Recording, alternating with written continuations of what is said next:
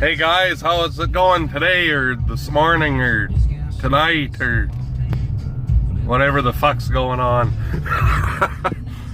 Oh boy, we've been having breakdown after breakdown after breakdown with the swather there when we were trying to do Antoine's, and went and stole some parts off of a neighbor's, and now it's actually been working, but we're 2 days behind where we should have been, so the canola is fucking high time to be cut, so we're double timing her here, going night and day. So Antoine's been going since whatever 3 in the afternoon there or something like that, so I'm just coming to trade him off here now. I had to go to town and get gas, and then I guess I'll be cutting until whatever 3 in the afternoon when he gets back again, I guess. But we what was I gonna say now?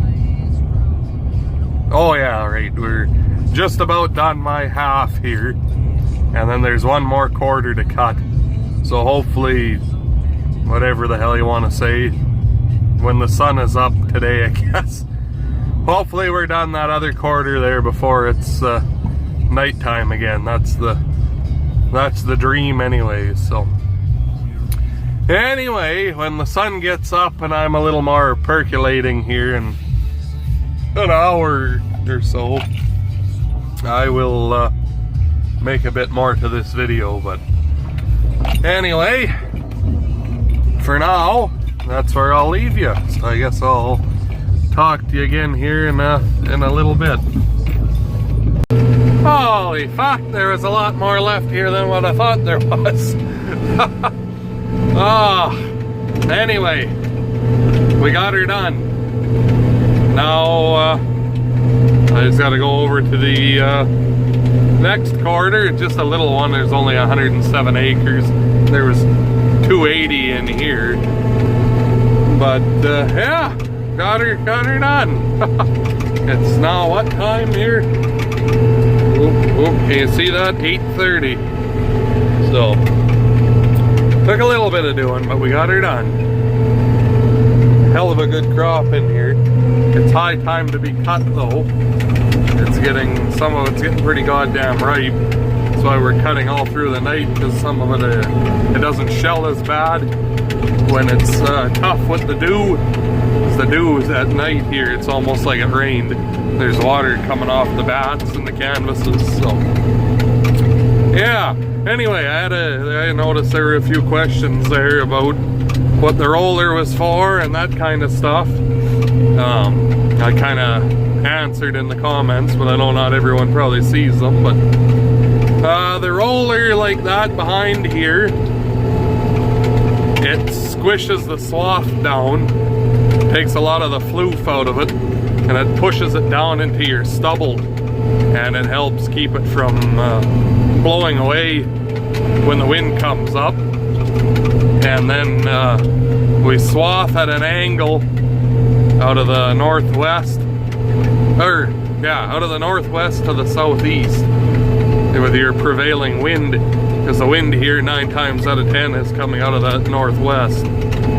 So cut everything at an angle, and it's about all you can do to try to keep it from blowing away. So our canola here is like, I don't know, your corn down in the States, I guess. It's your big ticket crop. This is the one here that everything's this is your one that really makes you the money. I mean, everything kind of makes money, but this is the one that really pays for you when you get a good crop. So anyway, I gotta go get some gas from the truck and I'll start the other piece. And it's really hard to video and cut at the same time, but I'll try and make a few little snippets anyway when I get going in the other piece. So I guess we'll talk to you here in a little bit. Well, I was gonna make a little bit longer of a video here while I was making my angle across the field, but I see I'm driving right directly into the middle of a slough, so I guess figures. But I guess in this place here, I don't know if it would actually be possible to make a straight line without hitting one. So I'll see if I can open this fucking thing up while I make a video.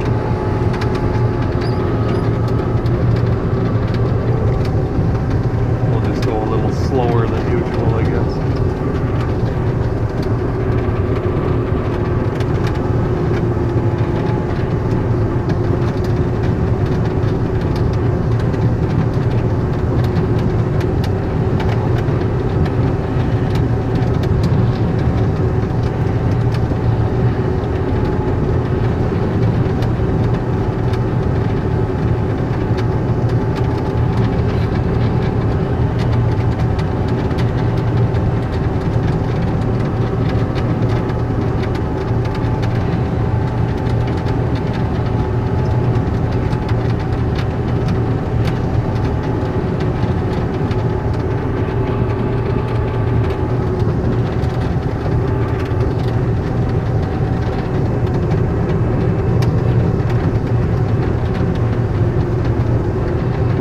Heavy down here, boys.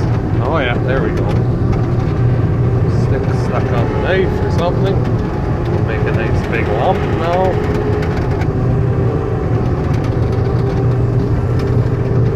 No, it wasn't a stick. It'll do that sometimes if it's real heavy and lodged, like laid over like that. It can't clear it off the knife fast enough, and then it plugs up on the cutter bar there, and you can't get rid of it when you make that nice lump. So. But, yeah, see, it's doing it again. Yeah, dirty bugger.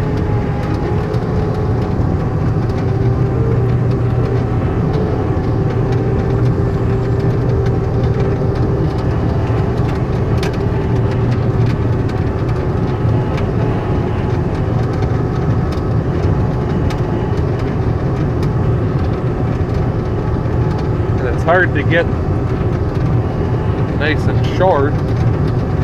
Try and keep it from doing that, because then you end up on the other side of the header where it's not laid over, and your reel's just beating the ever-loving piss out of it. So I don't know what's worse, to have half the header trying to plug up and miss a little bit like that, or half the header beating the shit right out of the canola with the bat.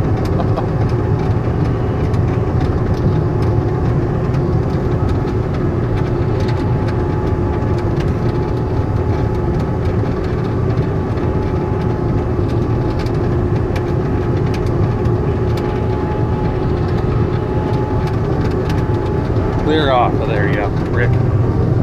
Alright. Weeds will do that too, the green weeds, because they're harder cutting than the canola, and then you don't have your reel digging deep enough, so then they just hang there and then fuck around, and then oh, there's another lump. Anyways. And it's probably being twice as bad here just because I'm trying to make a video.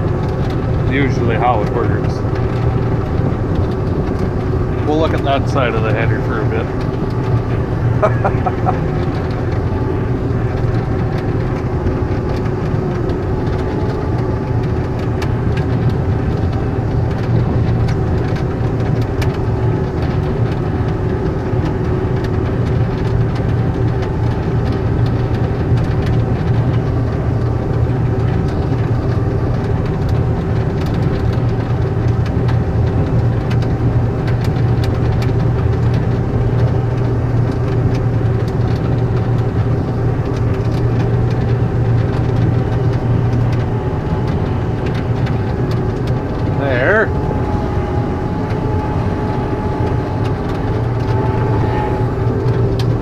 This way, otherwise it'll leave a little bit of a strip. So I've got, instead of a keyer shear or a rotary cutter like someone with lots of money would have, I've got those longer pipes I put on. It kind of helps push the canola down on the corner of the headers, or on the corner of the header.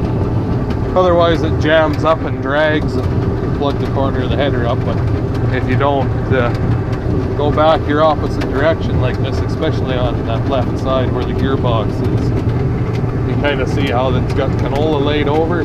Well, if you come back the same way, and with your reel up high like it is here, you'll leave a mist like that. It can't pick it up. So you go back the opposite direction, and it works out quite a lot better. But yeah.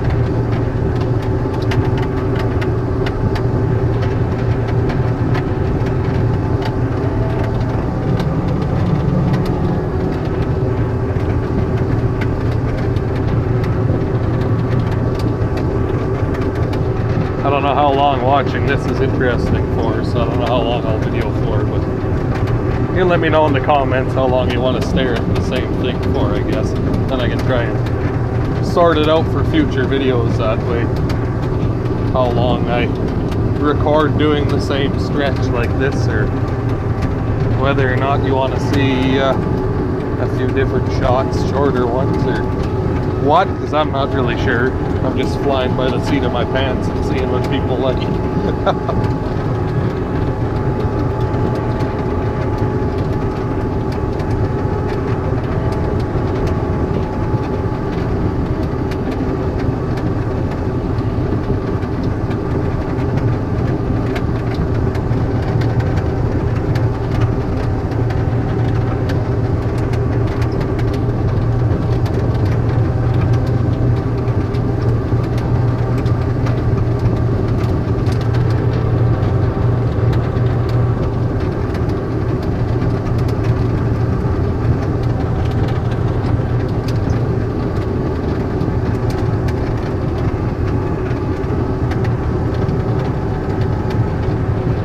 Some of this is a little bit drowned out too from those monsoon rains we had there back in June, and then July we had a couple.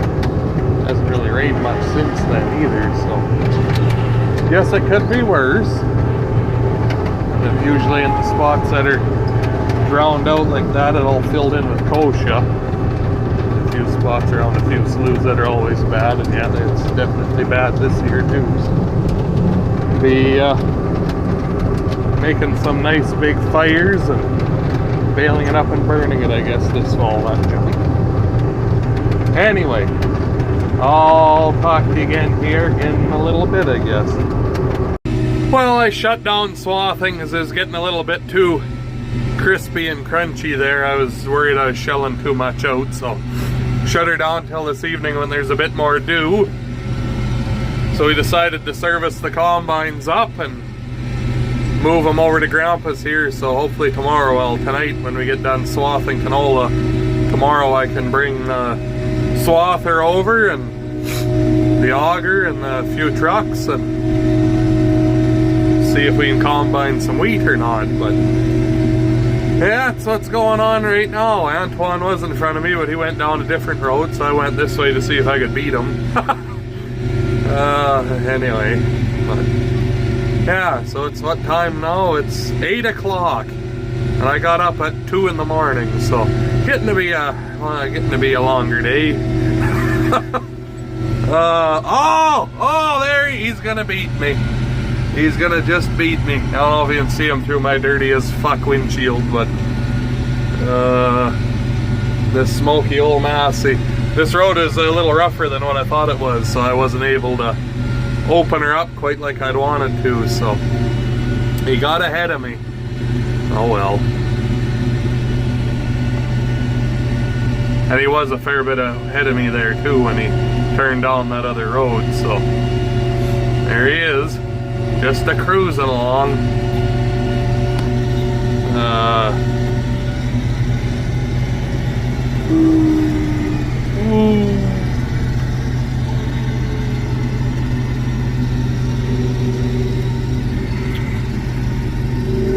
Oh, another thing here on 2188. I'll add this is a extra bonus, the little clip of us putting it on here, but hopper topper's on. You'll laugh at how we done it there, farmer ingenuity. Me and Dad got a couple of like 20-foot, like 4x8 skids that you'd use for a calf shelter. It's what they used to be until the calf shelter fell apart, so it saved the skids and got rid of the rest of the rotten wood, and we strapped it to the grapple fork and lifted her up there, because I mean, I don't know how else you're supposed to, well, you take it all apart, but fucking 5 hours later, scratch up all my nice paint I did on it too if you did it that way. So we made a homemade crane and lifted her up there, and it took about 30 seconds and we had it sat where it needed to be. So I'll put that little tiny clip on the end here so you can see how we did it. That was a few days ago, but anyway, we're just about to Grandpa's here, and then I think I'm gonna go home and go to bed. getting to be a pretty long day, but oh well, the things we do, eh? Work 20-hour days to, or more than that, 22-hour fucking days to work 22-hour days to feed people that think we're just trying to poison them and lose money in the process, right? Oh well, it's a labor of love. It's a hobby. There we go. There.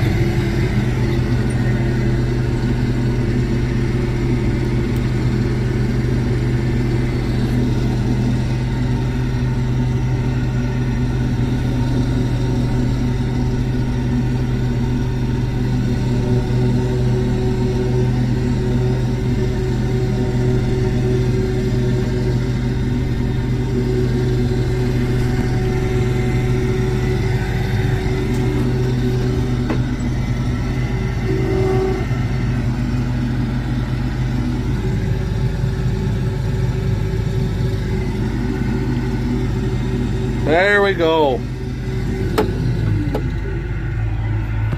Alright, well, I think I've recorded enough stuff along for, and then with that bonus clip it's going to be a pretty long video, so anyway, for more tired as fuck farmers and dirty windshields, hit that like button and subscribe for more. We'll talk to you again tomorrow.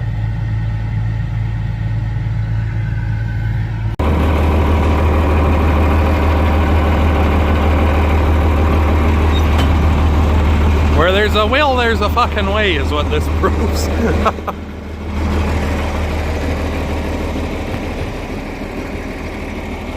Nothing like a homemade crane in the afternoon, eh?